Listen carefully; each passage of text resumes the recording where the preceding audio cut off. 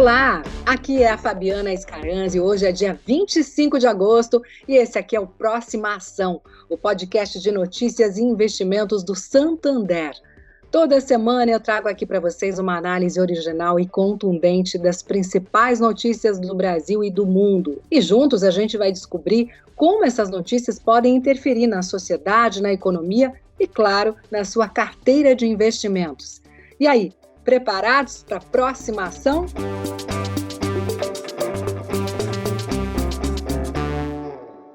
Nos últimos meses, o crescimento dos preços de uma série de matérias-primas vem fortalecendo a tese de que o mundo começa a viver um novo superciclo de commodities. O preço do minério de ferro, por exemplo, passou de uma mínima de $84 por tonelada em abril de 2020 para uma máxima de $214 em junho deste ano.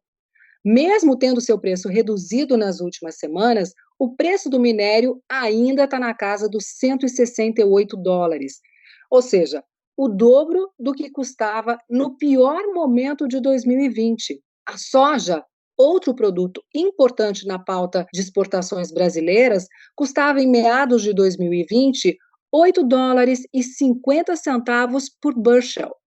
Hoje o produto é cotado acima dos $14.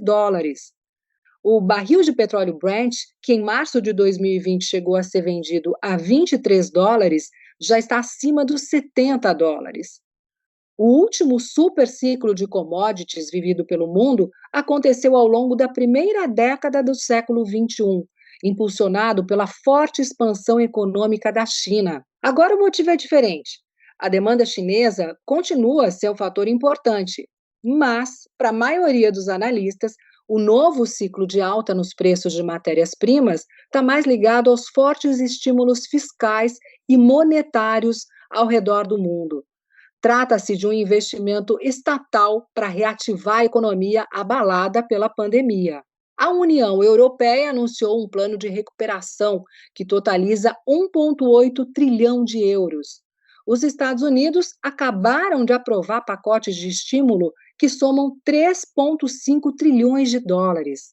Como grande produtor e exportador de commodities, o Brasil tem se beneficiado da alta nos preços. No primeiro semestre, o país teve seu melhor superávit da balança comercial da sua história.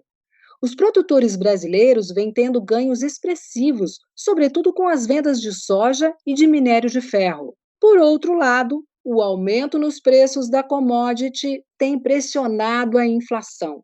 A expectativa é de que o IPCA, o índice oficial do país, supere o teto da meta este ano. Há dúvidas, no entanto, quanto à duração e à extensão das altas de preço nas matérias-primas. Há dúvidas, no entanto, quanto à duração e à extensão das altas de preço das matérias-primas. Alguns analistas chegam a questionar o fato de o mundo estar vivendo um novo superciclo de commodities. Para eles, nem todos os produtos devem se valorizar ao mesmo tempo, pelo mesmo prazo e na mesma medida. Minério de ferro e petróleo, por exemplo, já estariam no fim do ciclo de valorização. O minério de ferro, porque a oferta aumentou e a China está apertando as restrições ao setor siderúrgico para bater metas ambientais. O petróleo, por conta do receio de novos lockdowns para conter a variante Delta da Covid-19 no país asiático. Já o cobre, o lítio e o níquel e os alimentos em geral ainda teriam espaço para se valorizar mais e por mais tempo. O cobre é um ótimo condutor de energia.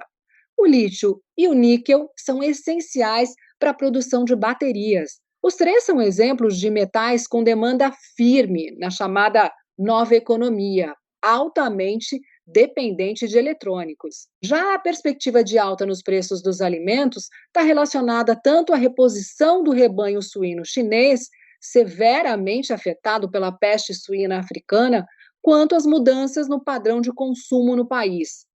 A dúvida persiste, e a verdade é que poucos arriscam dizer que os preços vão cair a ponto de voltar aos patamares pré-pandemia.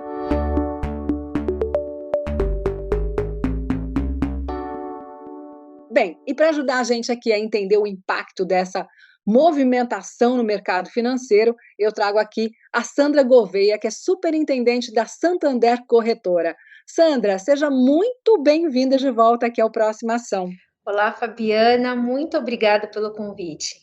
Vamos lá, diante dessa volatilidade, de todas as incertezas que a gente tem em relação aos próximos anos, como ler o cenário atual quando a gente não está confortável em correr tantos riscos? Fabiana, nós aqui acreditamos que as empresas que dependam da extração e da comercialização de commodities exigem um prêmio de risco maior por parte dos investidores. Porque uma vez que o preço da commodity ela pode sofrer variações por inúmeros fatores, o que torna a essência do negócio mais cíclica e arriscada.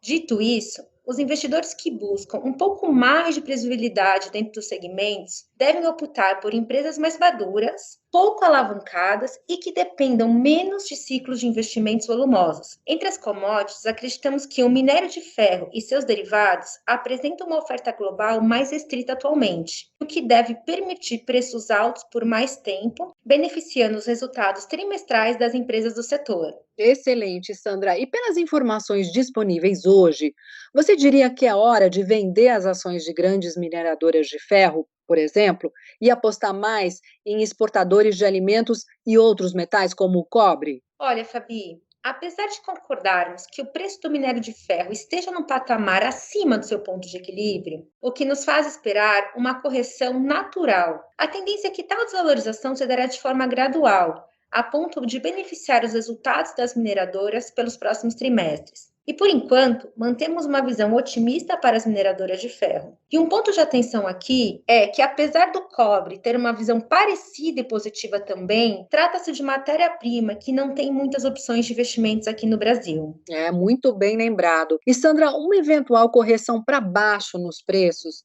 mesmo em patamares maiores que os vistos anteriormente, tendem a beneficiar quais perfis de empresa e quais setores? Conta para gente. Olha, Fabi, essa é uma pergunta que muitos dos nossos ouvintes aqui do nosso podcast devem estar se fazendo. Bom, no limite, uma correção dos preços de minério de ferro reduziria os custos de produtos metálicos, mas também beneficiaria indiretamente as margens do setor de construção civil, assim como o setor de bens de capital, como a indústria automotiva, maquinários, entre outros. Se considerarmos que a queda do petróleo, por exemplo, o menor custo dos derivados de petróleo tendem a aumentar o consumo de gasolina e de diesel, beneficiando o setor de distribuição de combustíveis. E, Fabi, indiretamente, uma queda nos preços de commodities tenderia a reduzir o preço de produtos industrializados, contribuindo por uma suavização da inflação geral na ponta.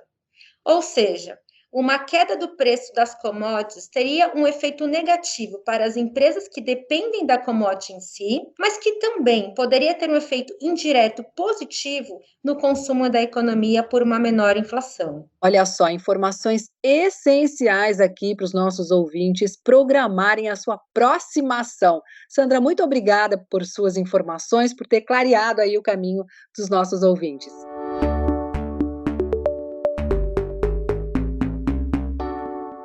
E acompanhe também. Em alguns estados do Brasil, a gasolina já está custando mais de R$ 7,00 o litro. Com a alta do dólar, a média nacional está em R$ 5,86.